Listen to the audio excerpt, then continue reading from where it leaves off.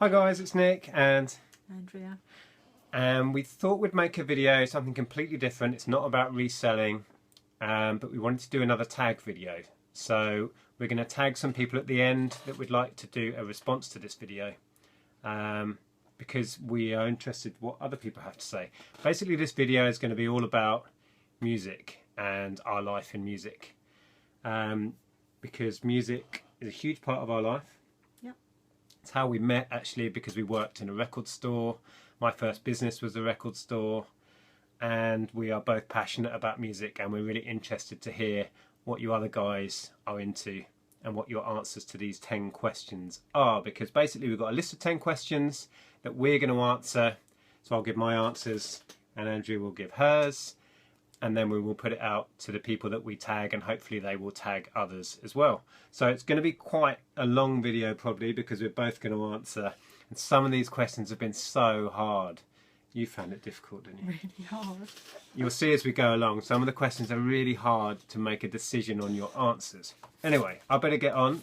So first question is, what was the first gig you attended, and what was your favourite gig of all time?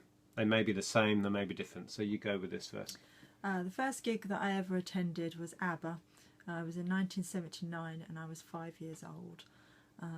My granddad used to be chief of security at CBS Records at that time, and he looked after ABBA, so he got us some tickets, and I was crazy about ABBA. So that's the first concert I ever went to. So it was a freebie?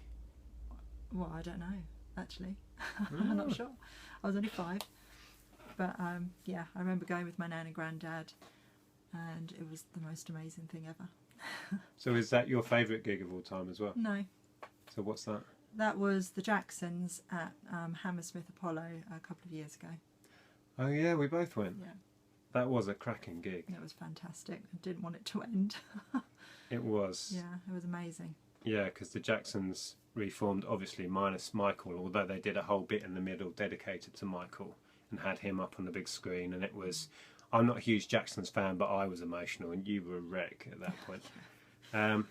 Yeah, so that's yours. My first ever gig was Depeche Mode in 1990. I would have been 17, I think, or 16 maybe. I think 16. The World Violation Tour, and that is to this day the best gig I've ever been to. It's probably because it had such a massive impact on me, and it just stands head and shoulders above any other gig I've been to, really. So yeah, that's my answer. Number 2 is the first single you owned and the first single you bought yourself. They may be the same item again. So what's the first single you owned? The first single I owned was one that was given to me, and it was Barbara Dixon, January, February, and I used to play it over and over on my mum's little portable record player.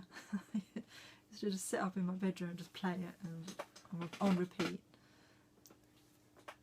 And the first single you bought yourself? First single I bought myself was Madonna, Material Girl. I remember it was 50p. Was it in Woolworths? No, it was in the local newsagents.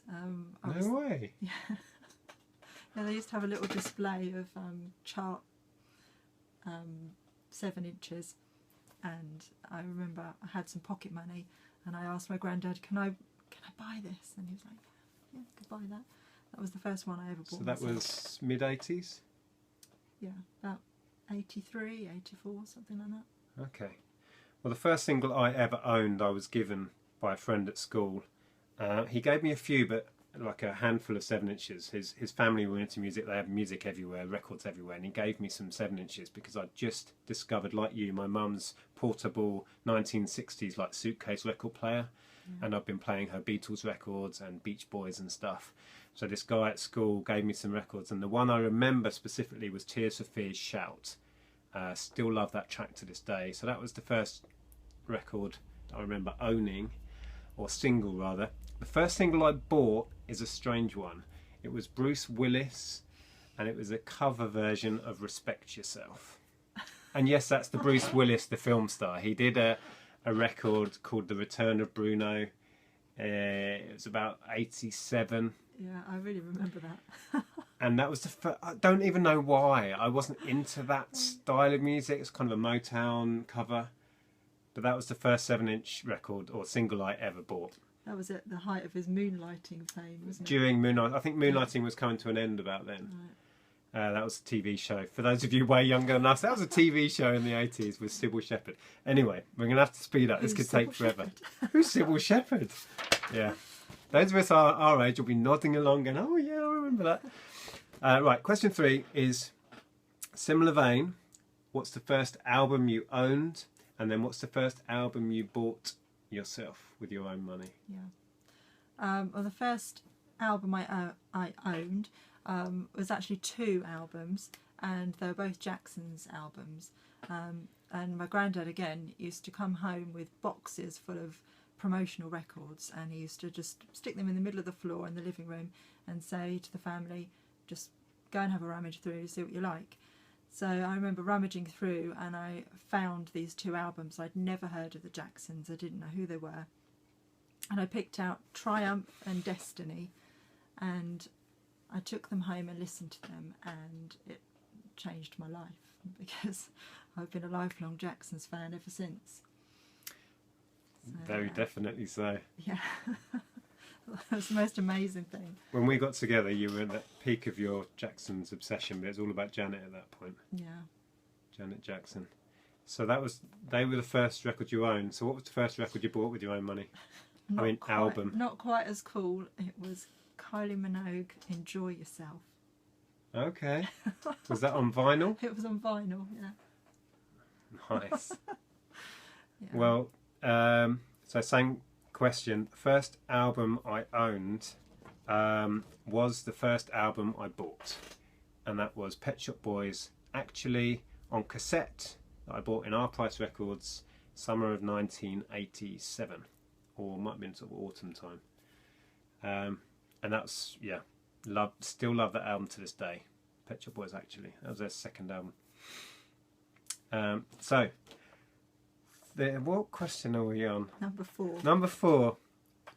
Top 3 favourite artists or bands of all time. This is difficult. Shall I start on this one? Yeah, you start on this one. Okay. Most people that know me or watch me will know my favourite band of all time is Depeche Mode. That wasn't a difficult decision. Beyond that, it gets really hard. And it's not who you include, it's who you have to leave out, I found on these lists. But I think 2, once I really thought about it, 2 has to be REM for me.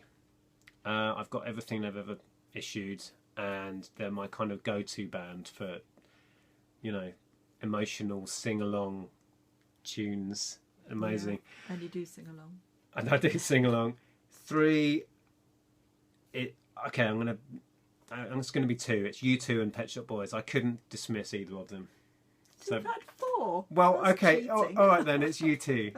Then we'll go with U2 as the third one. I was massively into them around Achtung Baby, that period. Achtung Baby, Europa and Pop, that period of U2, I think is unbeatable. So yourself? Kind of obvious. Michael Jackson, the Jacksons, and Whitney Houston. So if you're going to have 4, I'm going to have 4 and go for Madonna. ABBA. Oh, not ABBA. No, Madonna. I thought it'd be ABBA in there. I would have sworn you'd have put ABBA in there. Okay, well, that's interesting. I didn't expect Whitney to be in there. Yeah. See, we're learning things Michael here. Jackson and Whitney Houston are probably my 2 favourites of all time. Oh, okay. Yeah, I guess so. Anyway, so that what was that? 4. 5. First artist or band, well, we kind of know this for you already. The first artist or band that got you excited about music. So I'm guessing yours is the Jacksons? No. Oh. It's ABBA. Oh, it's ABBA. Oh, okay. So that they opened your mind to music then? Yeah, I was obsessed. Absolutely obsessed. And very, very upset when they split up. Yeah. Well, our introductions to music are quite different because you got into ABBA when you were tiny, didn't you? And music was all around you, and your granddad worked for CBS Records, who became Sony or part of Sony. And in my mum was big into music in the 60s, but My mum and dad didn't play music in the house. We had radio on in the car, but apart from that, it wasn't a big deal in my house. So I kind of discovered music on my own, and it was much, much later. And the first artist or band that really got me excited about it was the Pet Shop Boys. It was the first thing I felt was mine in music, and I obsessed about the Pet Shop Boys for a couple of years once I discovered them, and then that branched out into other things. Yeah, and I was 13 by the time I kind of discovered music, and it became my passion. It was way later than you. So that's that one. 6 is, this was a nightmare for me. Top 5 albums of all time. No, you've missed out guilty pleasure. Oh, I was going to mix it up. Oh, sorry. So I'll mix it. So yeah, top 5 albums of all time. Well, you should have given me the memo. I've got it I already did. down. Okay, we can't have a tiff right now. We're in the middle of a video. Shall I start on this? Yeah, go on. Top 5 albums of all time. This was hard, and again, it was hard because I've left albums out.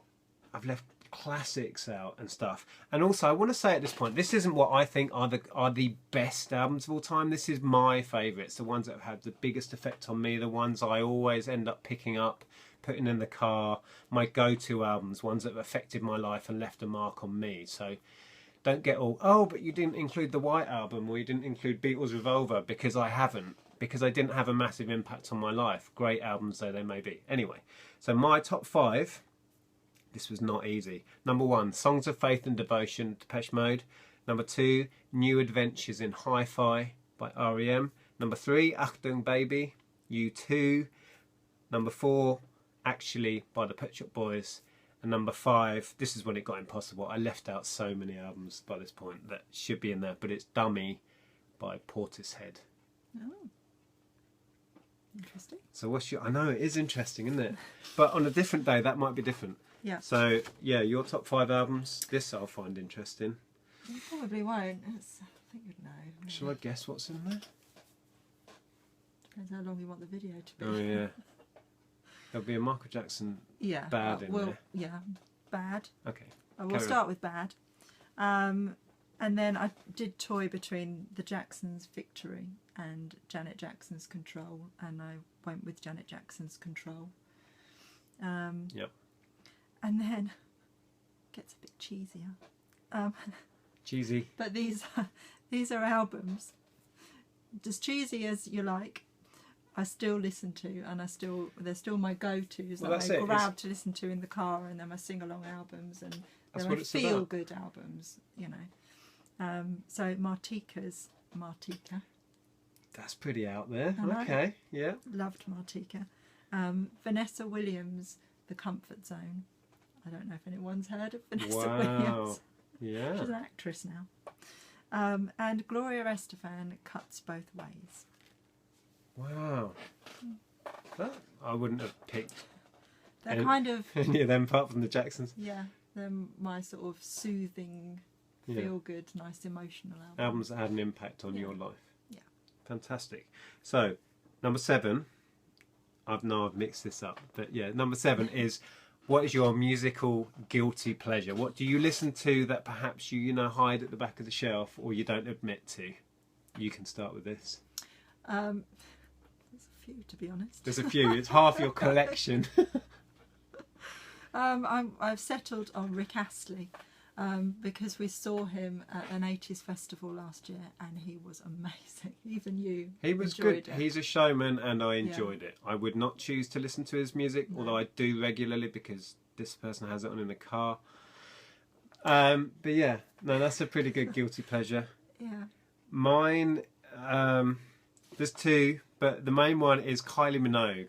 I have to admit to liking a fair number of her tracks, in particular Confide in Me, which I think is a work of genius. The Locomotion? No, the sort of 90s period of her, late 90s, mid to late 90s Kylie, I do have a very soft spot for. And the other one is James Blunt, who gets a lot of ribbing, but I think he's a good songwriter. Let's put that out there.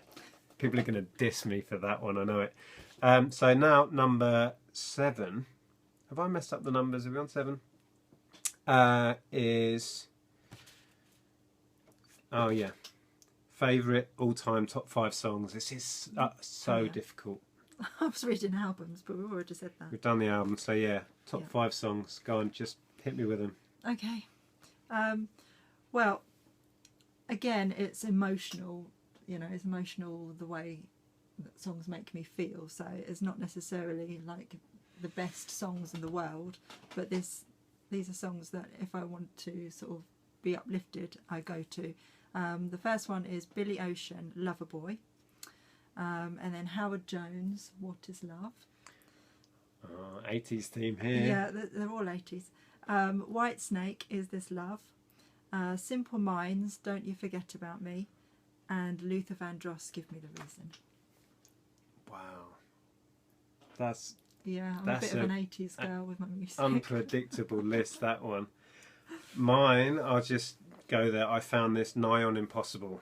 I've ended up with Enjoy the Silence, Depeche Mode, Stolen Car, Beth Orton. I know most people are going, who, what? Leave by R.E.M., which I don't think was even a single. It's just, Google it, it's amazing. I Am the Resurrection by the Stone Roses, and Paranoid Android by Radiohead. But that list, you try doing this, try coming up with your top 5 songs of all time. No, it's nigh that's on impossible. really There's, hard. you know, so many things I've left out. Hotel California, the Eagle. See, I could just reel off another 20 right now. So that's that. Number 9. Favourite lyrics from a song. You go first.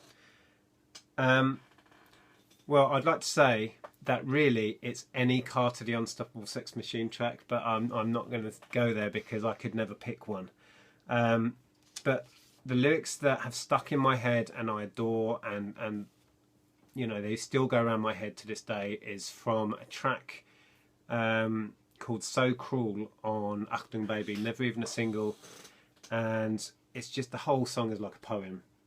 And it was covered by Depeche Mode, which is one of my favourite cover versions of all time. And the lyrics go, this is gonna, it's quite cheesy. She wears my love like a see-through dress. Her lips say one thing, her movement something else. Love like a screaming flower, love dying every hour. It's really dark, actually. And out of context, and you know, with no melody, it doesn't sound like anything. But yeah, So Cruel by U2. Do you know that song? Yeah. Yeah. Mine is a little bit out there.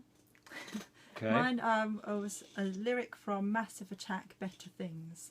It's on the Protection album, and I listened to the Protection album over and over again when I was at university. I used to listen to it on my headphones while I was developing my photographs in the darkroom, and this is my favourite lyric of all time, and still is. You say the magic's gone, well I'm not a magician. You say the spark has gone, we'll get an electrician. Wasn't that sung by Tracy Thorn? Yeah.